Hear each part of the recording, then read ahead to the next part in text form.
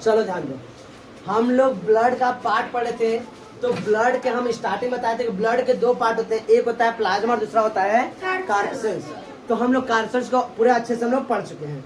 उसमें आरबीसी पढ़े हैं, डब्ल्यूबीसी पढ़े हैं और प्लेटलेट्स पढ़े हैं। आरबीसी जो होता है, आरबीसी का जीवन काल कितना बताते हैं हम, 100 to 120। डब्ल्यूबीसी का जीवन काल 1 to 4 डेज और प्लेटलेट्स का 8 to 10 डेज। ये हम लोग पढ़ चुके हैं। सबसे बड़ा कौन होता है, डब्ल्यूबीसी, उससे छोटा आरबीसी और उससे छोटा प्लेटलेट। ये हम लोग पढ़ चुके हैं। अब देखो हम लोग ब्लड का दूसरा पार्ट पढ़े, इसका नाम है ब्लड प्लाज्मा। क्या नाम है, ब्लड प्लाज्मा। जैसे तुम लोग, अच्छा तुम लोग सूप पिए हो, कोई सूप से टमाटो सूप है या कोई सूप पीते हो। अच्छा मंचूरियन तुम लोग खाए, जैसे मंचूरियन बहुत तेज चला है, तो जो मंचूरियन में जो पकौड़ी की तरह देते हैं उस तरह होता है कार्सेल्स, और जो लिक्विड टाइप होता है वो होता है प्लाज्मा। प्रैक्टिकल में हम तुम लोग को दिखाते हैं कि हम पानी लेके दिखाए थे कि जो लिक्विड वाला होता है, जो फ्लो होता है, वो होता है प्लाज्मा। और जो उसमें कार्सेल्स होते हैं, जो सेल्स होते हैं, पार्टिकल होते हैं, वो क्या होते हैं, कार्सेल्स होते हैं। ठीक है, तो 3 कार्सेल हम लोग पढ़ चुके। अब ब्लड प्लाज्मा देखिए। ब्लड प्लाज्मा क्या बताएंगे, it is yellow sticky and the transparent liquid. यह कैसा होता है, येलो होता है, चिपचिपा, स्टिकी होता है, चिपचिपा होता है, और ट्रांसपेरेंट लिक्विड होता है। यही क्या काम करता है, ब्लड के सभी पार्टिकल्स को अपने साथ फ्लो करा के दूसरे का ट्रांसपोर्ट करने का काम करता है। तो क्या बताओगे, it is the yellow sticky and the transparent liquid.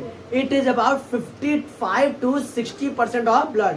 या ब्लड का 55 से 60% भाग यह होता है। ठीक है, इट कंटेन्स, इसके अंदर क्या क्या कंटेन्स, 90% वाटर होता है। 90% क्या होता है, वाटर। बाकी 10% में कार्बनिक सॉल्यूशन होते हैं। कार्बनिक क्या होते हैं, कंपाउंड होते हैं। बात में रहा है, क्या बताओगे, it is the yellow sticky and the transparent liquid. It is about 55 to 60% of the blood, and it contains the 90% of water and 10% of the carbonic compound। कोई दिक्कत इसमें। अब इसका फंक्शन देखते क्या होता है। तो क्या बताएं हम कि ये लिक्विड टाइप होता है, और क्या कहता है, जितने भी कार्बन, जितने पार्टिकल होते हैं उनको ट्रांसपोर्टेशन काम करता है। बात में आ रही है। इसका मेन फंक्शन होता है कि जितने भी वो सब हैं पार्टिकल्स, उनको एक जगह दूसरी जगह पहुंचा दे। ये हम लोग का ब्लड का पार्ट हम लोग पढ़ चुके हैं। इसके बाद हम लोग एक बहुत इंपॉर्टेंट टॉपिक पढ़ेंगे जिसमें हम समझेंगे कि ब्लड क्लॉटिंग कैसे होता है, ब्लड क्लॉटिंग कैसे होता है, और ब्लड ग्रुप क्या क्या होता है। इसको इतना लिखो तो ब्लड क्लॉटिंग बहुत ही जबरदस्त टॉपिक है, समझाएंगे। देखो हम लोग ब्लड पढ़ चुके हैं, ब्लड कैप्सूल पढ़ चुके हैं, उसके बाद हम लोग क्या पढ़ चुके हैं, प्लाज्मा पढ़ चुके हैं, ब्लड प्लाज्मा पढ़ चुके हैं। अब हम लोग समझते हैं ब्लड क्लॉटिंग। ब्लड क्लॉटिंग क्या होता है, ब्लड क्लॉटिंग कैसे होता है।